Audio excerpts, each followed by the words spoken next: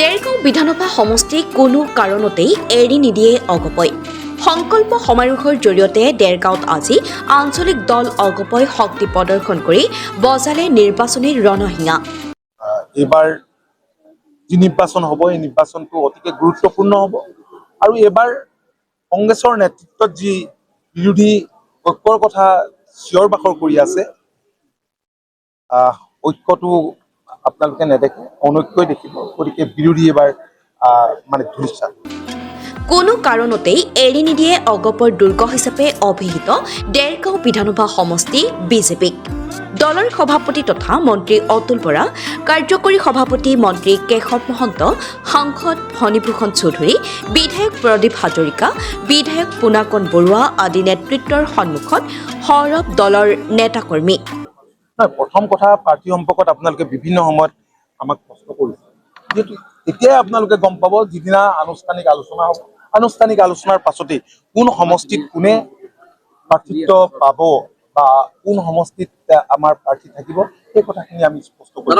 আজি এটা দুটা তেনেকে ভাগ কৰি গ'লেতো এইটো কথাটো আমাৰ দৃষ্টিত ঠিক কথা নহয়, আৰু এইকাৰণে আমি এই সম্পৰ্কে এতিয়ালৈকে মন্তব্য দিয়া নাই। আপোনালোকে গম পাব হয়তো নাই। চাওক, এতিয়া মুখ্যমন্ত্ৰীৰ বক্তব্য, মোৰ বক্তব্য, কেশৱ মহন্তৰ বক্তব্য, গতিকে আমাৰ যিটো স্থিতি, আমি স্থিতিৰ পৰা আমি ইফাল সিফাল নহওঁ।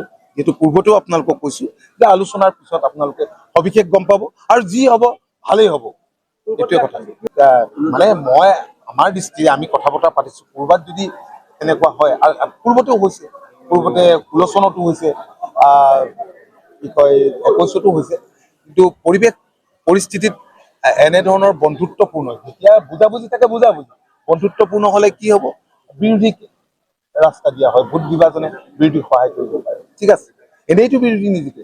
এনেধৰণৰ কথা বতৰাবোৰ হ'লেহে বা এনেধৰণৰ প্ৰতিদ্বন্দ্বিতা হ'লে বিৰোধীৰ কাৰণে। মইতো আজি যি ক'ব লাগে ইমান খোলা খুলিকে আপোনালোকৰ সন্মুখতে কৈ আছো, আপোনালোকে তাৰ পৰা কি এছেছ কৰে, কি ভাবে, সেইটো আপোনালোকে ভাবি পেলাই আপোনালোকৰ পৰিৱেশ ভাল। কৰ্মীসকল কিমান উৎসাহিত আপোনালোকে দেখিছে। মোক অৰ্গেনাইজাৰসকলে কৈছে, যিসকলে সমষ্টিৰ কৰ্মকৰ্তা আজি যিসকল লাগি আছে, সেইসকলে কৈছে ভাবিব নোৱাৰা ধৰণে উৎসাহী হৈছে কৰ্মকৰ্তা। তেওঁলোকে এটা দৃঢ় মন লৈ পেলাই, কাৰণ চাফাৰো কৰিছে বহুত সময়, ভালকে কাম কাজ কৰি আছে। মই তেওঁলোকক বহুত ধন্যবাদ জনাইছো। চাওক, একদম আমি নতুন মুখ দিবলৈ ভাবো, মহিলা দিবলৈ ভাবো, অভিজ্ঞ ব্যক্তি বেলেগ চেক্টৰত আমি দিবলৈ ভাবো, কিন্তু লিমিটেড চিটৰ মাজত সেয়া ইচ্ছা কৰিলেও এনেকে একমোডেশ্যনটো সম্ভৱ হৈ নুঠে। গতিকে ক'ত চিটকেইটা ফাইনেল কৰাৰ পিছতে আমি ক'ব পাৰিম যে কোন ক'ত উঠিব বা কাক প্ৰাৰ্থিত্ব দিব পৰা যাব। প্ৰায় 15,000ৰো অধিক দলীয় নেতাকৰ্মীৰ সমাৱেশত নৰেন শৰ্মা স্মৃতি পথাৰত আয়োজিত সংকল্প সমাৰোহ পৰিচালনা কৰে দলৰ উপসভাপতি, বিশিষ্ট লেখক, বোলছবি প্ৰযোজক নুৰুল চুলতানে। 1000ৰো অধিক অসম গণ পৰিষদ দলৰ বিষয়ববীয়া সদস্য, শুভাকাংক্ষী আজি নৰেন শৰ্মা স্মৃতি পথাৰত সংকল্প সমাৱেশত উপস্থিত হৈছে। দলৰ মাননীয় সভাপতি অতুল বৰা ডাঙৰীয়া আৰু কাৰ্যকৰী সভাপতি কেশৱ মহন্ত ডাঙৰীয়াই ভাষণ প্ৰদান কৰিছে। আহি থকা নিৰ্বাচনত অসম গণ পৰিষদ দলৰ প্ৰতীক হাতীৰ চিহ্নত NDA প্ৰাৰ্থী হিচাপে ইয়াত নিৰ্বাচিত কৰাৰ সংকল্প আমাৰ কৰ্মীসকলে লৈছে। মাননীয় মুখ্যমন্ত্ৰী হিমন্ত বিশ্ব শৰ্মা ডাঙৰীয়াক নেতৃত্বত তৃতীয়বাৰ মুখ্যমন্ত্ৰী তেখেতক চৰকাৰ গঠনৰ সংকল্প আমাৰ দলৰ বিষয়ববীয়া সদস্যসকলে লৈছে।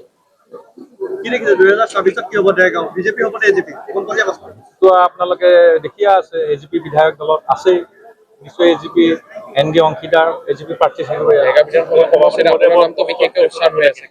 মোৰ নাম উচ্চাৰণ হৈছে, দলৰ নেতৃত্বই যি সিদ্ধান্ত লয় সেয়া আমি মানি চলিম। প্ৰাৰ্থীটোৰ কথা এতিয়া কিয় ক'ব, যেতিয়া চিট ভাগ বতৰা হ'ব, দেৰগাঁও পাব, তেতিয়া 2-3 সিদ্ধান্ত ল'ব। আমি অত্যন্ত সুখী, অত্যন্ত ৰ'দ গৰম হিলদোল ভাঙি গোটেই দেৰগাঁও সমষ্টিৰ ইমূৰে সিমূৰে মানুহ আহি ইয়াত দলৰ সদস্যসকল শুভাকাংক্ষী উপস্থিত হৈছে। গোটেই দেৰগাঁও নগৰত উজুলি মুজুলি পৰিৱেশ, আমি অত্যন্ত উৎসাহিত।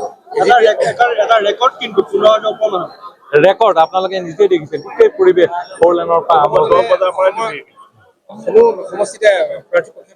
সমূহ সমষ্টিত নহয়, যিখিনি আলোচনাত সমষ্টি আমাৰ পাব সেই সমষ্টিত প্ৰাৰ্থিত্ব প্ৰদেশ হ'ব, আমাৰ প্ৰক্ষেপ কৰিব। 2 নম্বৰ কথা হৈছে কি যে আমাৰ এই সভাখন আচলতে 11:30 বজাতে আমি মাতিছোঁ। বহু লোকে 10 বজাত বুলি আহি ভিৰ কৰি দিছে, কম দেখি 11:30 বজাতহে আমি সভা আহ্বান কৰিছোঁ, লিখিছোঁ চিঠিত বা মই নিজেও আহ্বান আমাৰ পৰ্টেল বা চেনেলত কি ক'ব অসম গণ পৰিষদৰ এবাৰ 104 নং বিধানসভা কেনেকুৱা এইবাৰ? দেৰগাঁও বিধানসভা সমষ্টিত অসম গণ পৰিষদৰ প্ৰাৰ্থী NDA প্ৰাৰ্থী হিচাপে থাকিব।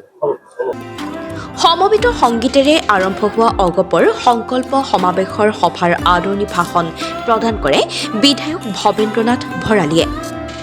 সভাত দলৰ সভাপতি অতুল বৰাই দলীয় কৰ্মীসকলক উদ্দেশ্যি দিয়া ভাষণত অসমত আঞ্চলিকতাবাদ আছে আৰু ভৱিষ্যতেও থাকিব বুলি মন্তব্য কৰি আগন্তুক নিৰ্বাচনৰ বাবে দেৰগাঁৱত নেতা কৰ্মীসকলক টঙালি বান্ধিবলৈ আহ্বান জনায়।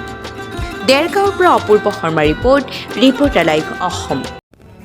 Reporter live Assam.